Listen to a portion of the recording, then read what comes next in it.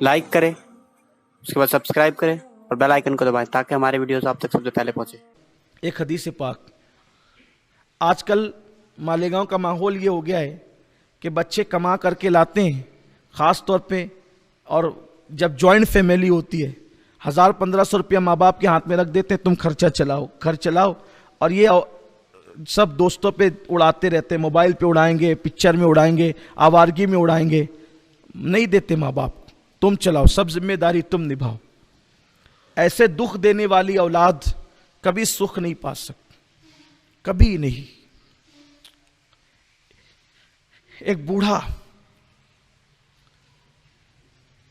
अल्लाह के रसूल अलैहिस्सलाम के पास लकड़ी टेकते हुए आया और अर्ज की, या रसूल अल्लाह, मेरा बेटा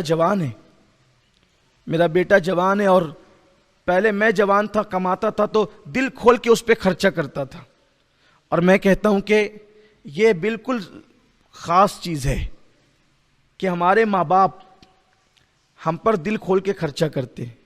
बीमार पड़ जाए तो इलाज दिल खोल के करें, ज़रूरत पड़े तो खर्चा दिल खोल के करें। लेकिन जब औलाद जवान हो जाती है, यानी यूं समझ लें कि माँ बाप जवान होते हैं तो औलाद के लिए अच्छी अच्छी चीज़ें छुपा के रखते हैं कि मेरा बेटा आएगा तो मैं दूंगा या दूंगी, और जब औलाद जवान हो जाती है तो औलाद छुपा करके लाती है कि मेरे माँ बाप की उस पर नज़र न पड़े। ये बहुत भयानक सूरत हाल है। याद रखना, आप वली बन जाएं, कुतुब बन जाएं, अब्दाल बन जाएं, अगर आपके माँ बाप आपसे राज़ी नहीं है तो आपकी विलायत कायम नहीं रह सकती, छीन जाएगी। वो माँ बाप को नाराज़ करके कोई जन्नत में जा ही नहीं सकता। मेरे आका ने फरमाया, बाप की खुशी में अल्लाह की खुशी है और बाप की नाराज़गी में अल्लाह की नाराज़गी है।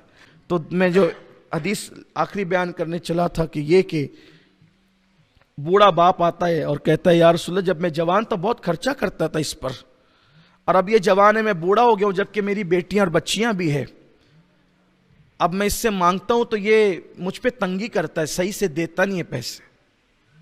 हालांकि अब लोगों को ऐसा खतरा रहता है, यार मैं अब्बा को दूंगा, अम्मा को दूंगा तो दूसरे भाइयों पे ये खर्चा कर देंगे, बहनों पे खर्चा कर देंगे, इस पे उड़ा देंगे, उस पे उड़ा देंगे, ये लोगों को डर रहता है। मैं कहता हूं, अगर जान लुटाकर भी बाप राजी हो जाता है तो सौदा सस्ता है। अगर जान देकर भी बाप राजी होता है, क्योंकि जिसकी रजा में खुदा की रजा है, तो इससे सस्ता सौदा और क्या है।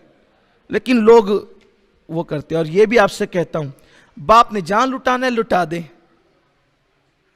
हमें तो रजा से मतलब है, अल्लाह की रजा चाहिए।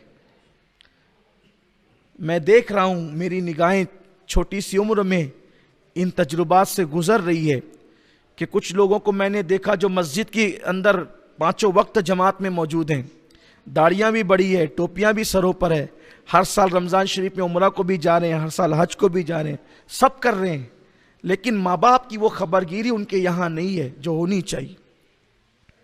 बाप से ऊंची आवाज़ रहती है, जबकि इमाम अहले सुन्नत आला हज़रत ने लिखा कि माँ और बाप से बात करो तो पहले हुक्म यह है कि उनसे इजाज़त लो, बग़ैर इजाज़त बात करना बेअदबी है, इजाज़त लो, और इजाज़त लेने के बाद ऐसे लहजे में बात करो जैसे एक गुलाम अपने आका से बात करता है।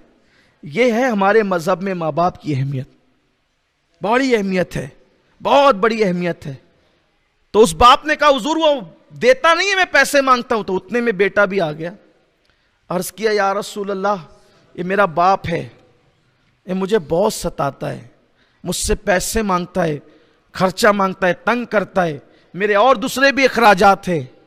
और एक रिवायत के मुताबिक ऐसा है कि पहले जवान आया फिर बूढ़ा आया, एक रिवायत है कि पहले बूढ़ा आया फिर जवान आया। बहरहाल अब जब ये बात हुई ना, बूढ़े बाप की बात सुनी, जवान सामने आ गया, तो मेरे आका रोने लगे बूढ़े की बात सुन के। और हुजूर ने जो जवाब फरमाया वो ये, आका फरमाते हैं, ऐ बूढ़े, जहां जहां तक तेरी फरियाद की आवाज पहुंची, मैं देख रहा हूं कि हर पत्थर, हर दरख्त, जर्रा जर्रा रो रहा है तेरी आवाज को सुन करके। और फिर उस जवान से कहा, जवान, तू भी तेरे बाप का है और तेरी पूरी दौलत तेरे बाप की है, तेरी दौलत पर तेरे बाप का हक है और तू उससे छुपा नहीं सकता।